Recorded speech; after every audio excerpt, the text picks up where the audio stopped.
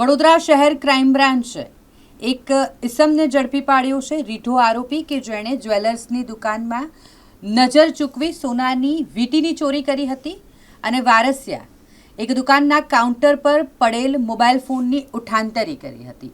આ રીઢા ચોર ઇસમને ક્રાઇમ બ્રાન્ચે ઝડપી પાડ્યો છે. હસમુખ પટેલ નામનો આ ઇસમ, જેને ક્રાઇમ બ્રાન્ચ દ્વારા ઝડપી પાડી કાયદેસરની કાર્યવાહી કરવામાં આવી છે.